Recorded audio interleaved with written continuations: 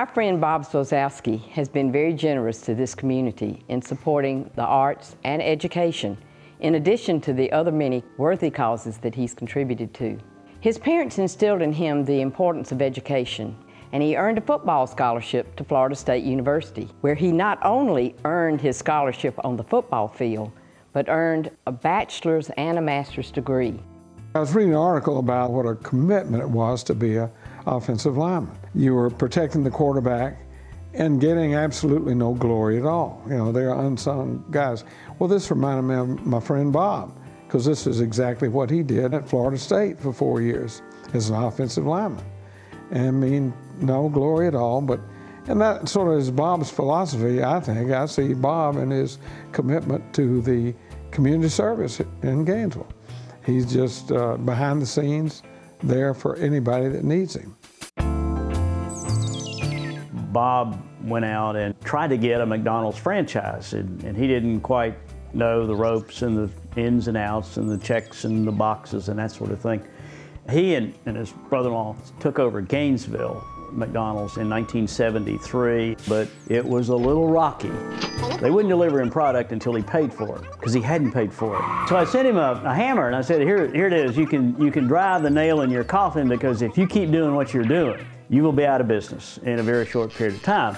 And he finally got the message that it took a lot of work to be a McDonald's operator. This is where Bob's entrepreneurial side kicked in, but he turned it around, and it's sort of like the spirit of junior achievement, where his entrepreneurship really did him in good stead, and he changed his business, and look where he is today. After the football games at FSU, he would go over to the fraternity house, lock himself in the room where the piano was, and for about an hour play classical music just to wind down. Although he took piano, violin, and organ lessons as a child, he decided to pursue football, much to the relief of his music teachers. His music teacher told him definitely take the football scholarship.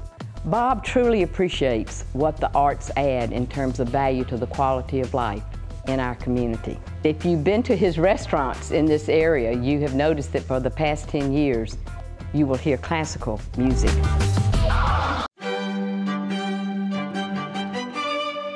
He sees the very close connection between education and what Junior Achievement is doing, which is a special kind of education. It's one of their core values is to teach entrepreneurship.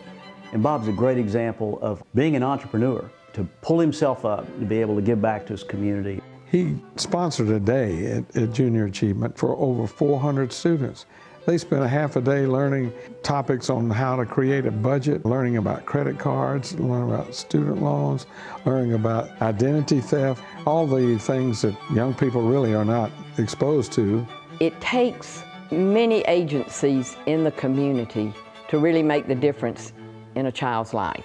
The schools by themselves can't do it, Junior Achievement by itself can't do it, and Bob, because of his broad involvement, can bring different groups together to help achieve the goals.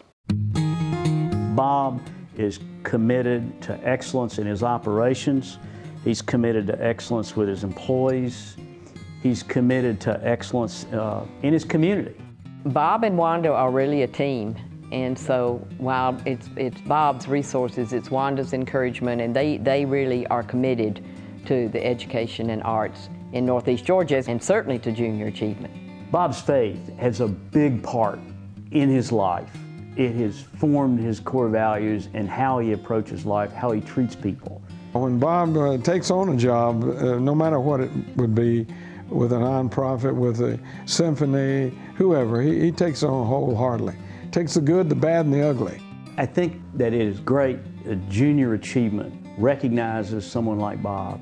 When do you ever see this kind of recognition and talking about somebody except at a funeral? He just wants to share and give back. He's just one of the people that's truly made a difference in our community.